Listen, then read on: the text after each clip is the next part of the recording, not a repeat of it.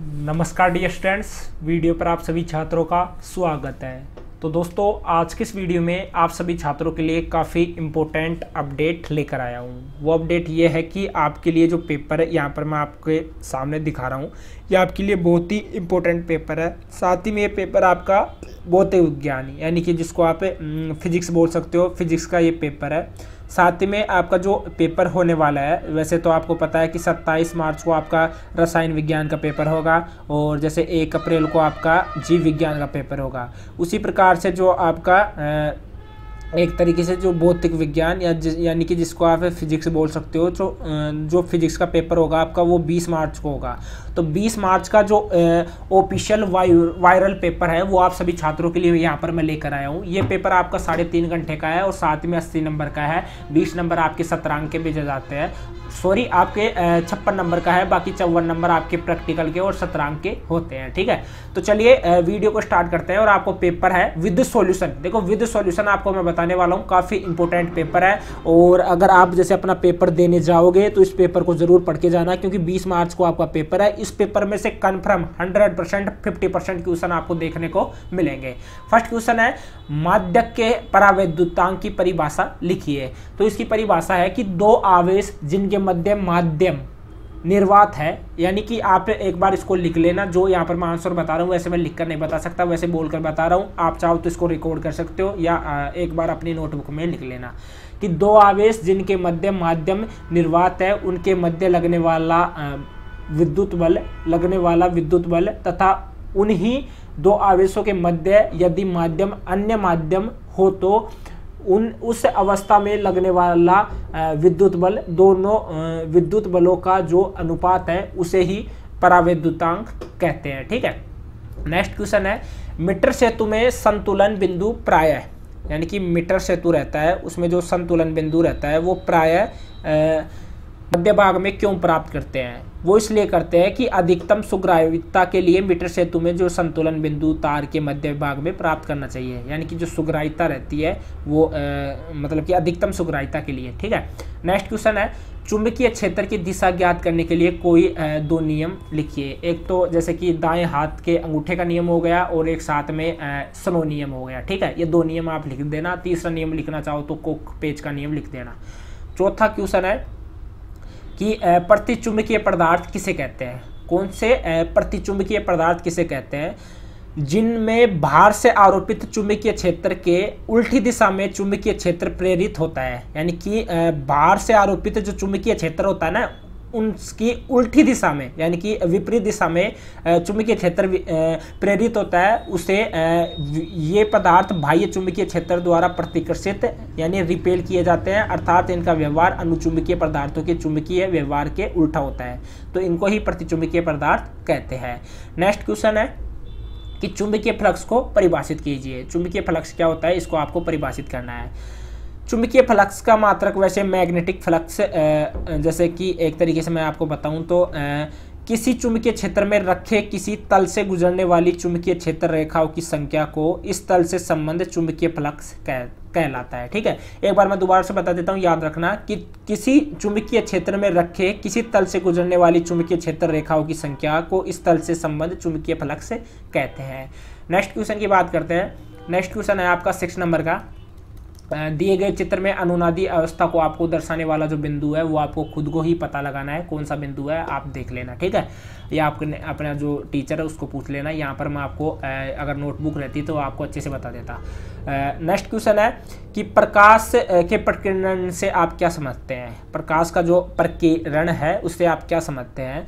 कि जब प्रकाश किसी एक माध्यम से गुजरता है, प्रकाश जब किसी एक माध्यम से गुजरता है जिसमें धूल तथा अन्य पदार्थों के अत्यंत सूक्ष्म कण होते हैं, तो इसके द्वारा प्रकाश सभी दिशाओं में प्रसारित हो जाता है, जिसे प्रकाश का प्रकीर्णन कहते हैं। समझ गए? यानी मतलब कि डायरेक्ट प्रकाश जाता है और इसके द्वारा जो प्रकाश की सभी दिशाओं में ये मतलब कि इसका प्रसारित हो जाता है, यानी कि फैल जाता है। और ये धूल तथा अन्य जो पदार्थ रहते हैं उनके अत्यंत सूक्ष्म कण होते हैं, उनकी वजह से होता है ऐसा। नेक्स्ट है, डेविसन व जर्मर के प्रयोग। डेविसन व जर्मर के प्रयोग का मुख्य उद्देश्य क्या था? देखिए, उद्देश्य इसका ये था कि इलेक्ट्रॉन का तो विवर्तन संभव है, चूंकि विवर्तन तरंगों का गुण है, अतः इसमें यह सिद्ध होता है कि इलेक्ट्रॉन सहे संबंध तरंग होती है, अर्थात de ब्रोगली की द्रव्य तरंगों की परिकल्पना सही है। ठीक है, यही इसका एक तरीके से आप बोल सकते हो मुख्य उद्देश्य था। इसके बाद नेक्स्ट क्वेश्चन है 9वां, हाइजेनबर्ग का अनिश्चितता का सिद्धांत लिखिए। तो हाइजेनबर्ग का अनिश्चितता का जो सिद्धांत है वो ये है कि इस सिद्धांत के अनुसार किसी क्षण किसी सूक्ष्म कण जैसे इलेक्ट्रॉन हो गया, प्रोटॉन हो गया आदि की स्थिति एवं संवेग दोनों के मान को एक साथ सही ज्ञात करना संभव नहीं है। ठीक है, हाइजेनबर्ग का अनिश्चितता का सिद्धांत है ये यही है कि जो इलेक्ट्रॉन और प्रोटॉन है आदि की जो स्थिति है वो संवेग दोनों के मान को एक साथ सही ज्ञात नहीं कर सकता। नेक्स्ट क्वेश्चन है, नाभिकीय भट्टी में प्रयुक्त शीतलक का कार्य लिखिए। शीतलक का क्या कार्य रहता है? तो देखिए, नाभिक संयंत्र के ताप को नियंत्रित करने के लिए इसके गिर्द बहता पदार्थ जो ऊष्मा को अवशोषित करता है उसे शीतलक कहते हैं। ठीक है, वैसे शीतलक कहते हैं। और जल या पिघली धातु जैसे Na शीतलक नियंत्रक छड़ से न्यूट्रॉन अवशोषक द्रव्य है जो विखंडन की दर को नियंत्रित करते हैं। कैडमियम छड़ नियंत्रक छड़ के उदाहरण है। वैसे XOR जोर द्वार का प्रतीक चित्र आपको खुद को बनाना है। इसके बाद में नेक्स्ट क्वेश्चन है कि नैनो टेक्नोलॉजी आपने सुना भी होगा। देखो, अब आप इस जनरेशन के स्टूडेंट हो तो आपने नैनो टेक्नोलॉजी के बारे में सुना होगा कि नैनो तकनीकी किसे कहते हैं। तो वह तकनीकी जिसमें किसी भी पदार्थ में परमाणु, आणविक और सुपर मोलिकुलर स्तर पर परिवर्तन किया जा सकता है। यानी कि वह तकनीकी जिसमें किसी पदार्थ में परमाणु, आणविक और सुपर मोलिकुलर स्तर पर परिवर्तन किया जा सकता है। इसमें 1 से 100 नैनोमीटर तक के कण शामिल होते हैं, ध्यान रखना। ठीक है, नेक्स्ट क्वेश्चन है 14 नंबर का। इसका आंसर आप खुद से निकाल लेना कि एक इलेक्ट्रॉन 0.30 मीटर व्यास की वर्ताकार परत पर अंतररेखीय आवेश के चारों ओर चक्कर लगा रहा है। यदि रेखीय आवेश घनत्व 10⁻⁶ सेंटीमीटर हो तो इलेक्ट्रॉन की चाल ज्ञात कीजिए। ये खुद से निकाल लेना, इसका शॉर्ट ही है, मतलब कि नोटबुक होती तो मैं आपको निकाल कर बता देता। ये 15वां क्वेश्चन है कि 3 प्रतिरोध समांतर क्रम में जुड़े हैं। आपको पता होगा समांतर क्रम जैसे R1 R2 ऐसे। इस संयोजक में 30 वोल्ट की बैटरी जो नीचे लगी होती है प्लस माइनस के साथ में 7.A की विद्युत धारा प्रवाहित की जाती है। यदि प्रतिरोध R यानी के मान 10 ओम एवं 12 ओम हो तो तीसरे प्रतिरोध का मान ज्ञात करना। यह बिल्कुल सिंपली है, आप ज्ञात कर दोगे।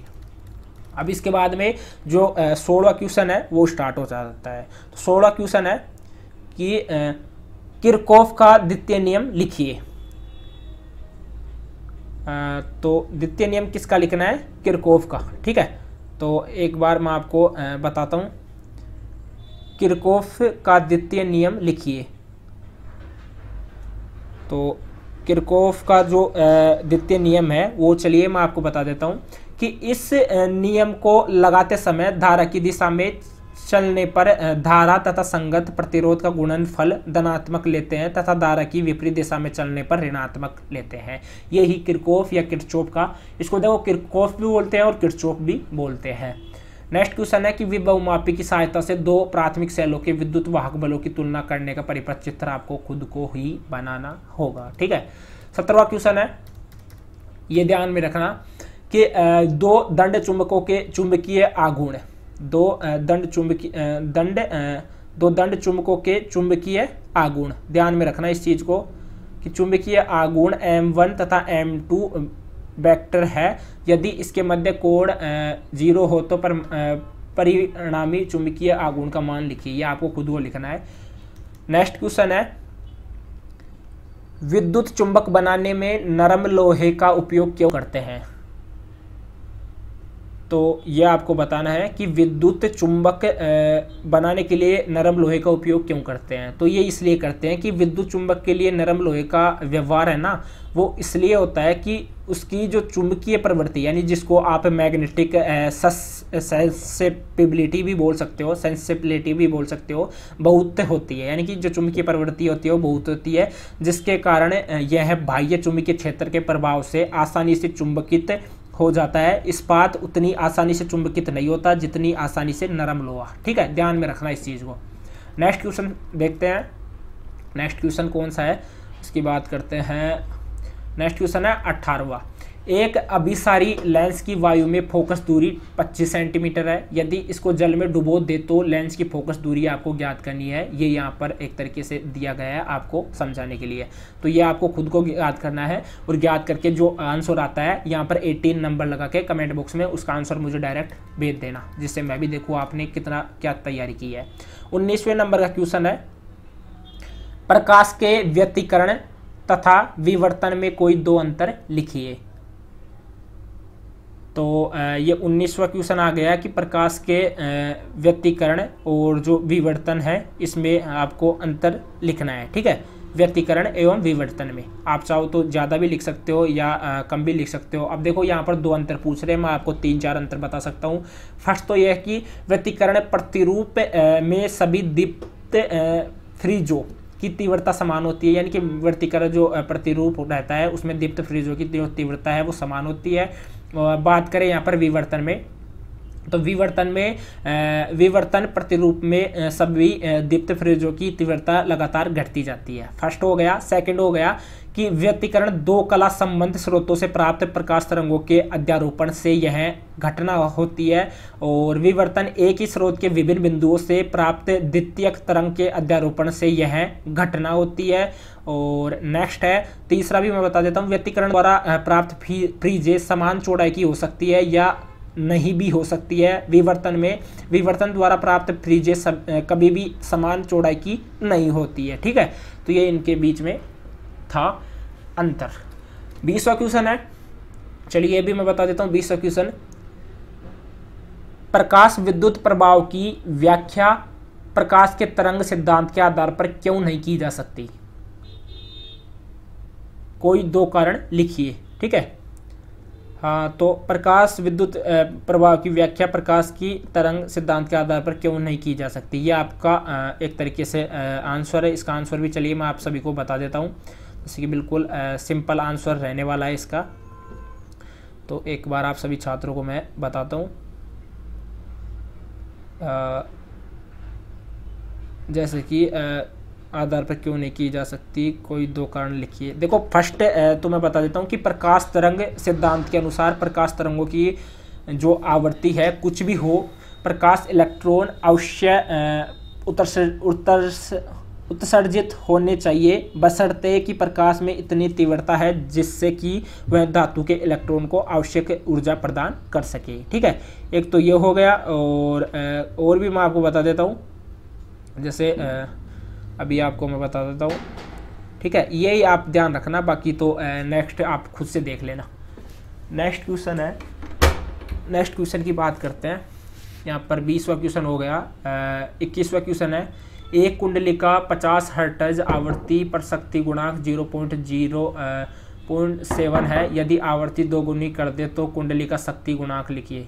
1 मिनट रुक, इसके बाद में ये क्वेश्चन आप खुद से देख लेना, बाकी जो आपको एक तरीके से परिभाषा है वो मैं बता दूंगा। 22वां क्वेश्चन है, खुद से आप देख लेना। अब ये क्वेश्चन मैं आपको बता देता हूँ। नेज अर्धचालक तथा अपद्रव्यी अर्धचालक किसे कहते हैं? तो ये क्वेश्चन आपको मैं बता देता हूँ। अर्धचालक पदार्थ मैं आपको बता देता हूँ कि इसे किसे कहते हैं। एक तो देखो उन पदार्थों को कहते हैं जिनकी विद्युत चालकता चालकों जैसे तांबा में कम किंतु अचालकों जैसे कांच में से अधिक होती है, जैसे कि silicon, germanium, cadmium, sulphide, gallium arsenide इत्यादि अर्धचालक पदार्थों के कुछ उदाहरण हैं। और साथ ही में आपको मैं बता देता हूँ नेज अर्धचालक, जिनको नेज या निज अर्धचालक भी बोल सकते हैं। तो एक तरीके से मैं इनके बारे में चलिए आप सभी को एक बार बता देता हूँ। निज अर्धचालक और बाह्य अर्धचालक ये मतलब कि एक सेम ही पोजीशन रहती है इनकी। तो 1 मिनट। नेज देखो इसे शुद्ध नेज अर्धचालक को के बारे में बता देता हूँ कि इसे शुद्ध अर्धचालक भी कहते हैं, क्योंकि जब अर्धचालक पदार्थ में किसी प्रकार की कोई अशुद्धि नहीं मिली होती है तो इससे अर्धचालक को नेज अर्धचालक कहते हैं। ठीक है, और इनके उदाहरण आप देख लेना खुद से, काफ़ी उदाहरण इसके हो सकते हैं। अभी तो मेरे पास नहीं है। ठीक है, 24वां क्वेश्चन है, एक आयाम मांडुलित तरंग में अधिकतम एवं न्यूनतम आयाम क्रमशः 10 वोल्ट तथा 2 वोल्ट है। मांडुलन सूचकांक का मान ज्ञात कीजिए। ये आपको खुद को ज्ञात करना है, तो एक बार ध्यान रख लेना, ठीक है। नेक्स्ट क्वेश्चन देखते हैं 25वां। इसका देखो खुद को ही करना है आपको। एक समान चुंबकीय क्षेत्र में आयताकार कुंडली की घूर्णन गति के कारण उत्पन्न प्रेरित विद्युत वाहक बल का व्यंजक E, ये आपको ज्ञात करना है, खुद से ज्ञात कर लेना, आरेख बनाना है आपको।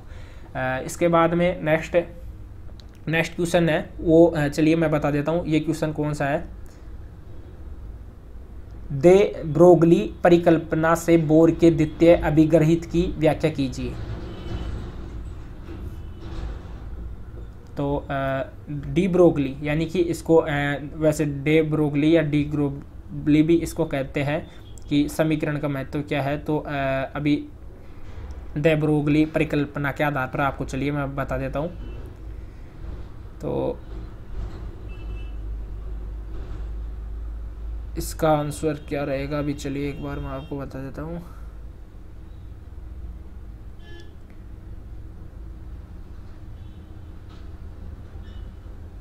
अभिग्रहित की व्याख्या, देखो पहले तो फर्स्ट में बता देता हूँ कि किसी दे ब्रोगली समीकरण में बता देता हूँ, किसी गतिमान कण की तरंग दैर्घ्य और उसके संवेग में संबंध बताने वाली समीकरण ही डी ब्रोगली समीकरण कहलाती है, ठीक है। और बाकी इसके बारे में आप खुद से देख लेना। एक आपको ये क्वेश्चन मैं बता देता हूँ, पीएन संधि डायोड किसे कहते हैं? पीएन संधि डायोड किसे कहते हैं? तो जो पीएन संधि डायोड है इसके बारे में चलिए मैं आपको बता देता हूँ। जब पी प्रकार के अर्धचालक को एक एन प्रकार के अर्धचालक से परमाणुवीय स्तर पर इस प्रकार जोड़ दिया जाए कि संपर्क तल के परमाणु एक दूसरे से मिल जाए, तो इस प्रकार बने संपर्क तल को पीएन संधि कहते हैं। इस युक्ति को पीएन संधि डायोड कहते हैं, ठीक है। बाकी ये जेनर डायोड का वोल्टा नियमन आप अपनी नोटबुक से देख लेना, वहां से देखने को मिल जाएगा। अब नेक्स्ट क्वेश्चन की बात करते हैं, प्रवर्धन किसे कहते हैं? देखो प्रवर्धन किसे कहते हैं? इलेक्ट्रॉनिक में किसी निर्बल संकेत के आयाम को बढ़ाना प्रवर्धन कहलाता है। क्या इलेक्ट्रॉनिक्स में किसी निर्बल संकेत के आयाम को बढ़ाना प्रवर्धन कहलाता है। और एनपीएन ट्रांजिस्टर, या आपको पूरा डेरिवेशन आपको अपनी नोटबुक में मिल जाएगा, तो वहां से जाकर एक बार देख लेना, ठीक है। साथ में ये बता देता हूँ विद्युत विभव को परिभाषित कीजिए। विद्युत विभव के कारण किसी बिंदु R0 पर विद्युत विभव का व्यंजक प्राप्त कीजिए, ठीक है। तो देखो विद्युत विभव क्या होता है? किसी इकाई धनावेश को अनंत से किसी बिंदु तक लाने में जितना कार्य करना पड़ता है उसे उस बिंदु का विभव यानी विद्युत विभव, इलेक्ट्रिक पोटेंशियल कहते, ठीक है। नेक्स्ट क्वेश्चन आपको बता देता हूँ, संधारित्र किसे कहते हैं? और संधारित्र किसे कहते हैं? और आगे है, गोलीय संधारित्र की धारिता का व्यंजक व्युत्पन्न कीजिए, आवश्यक चित्र बनाइए। चित्र आपको खुद को बना लेना है।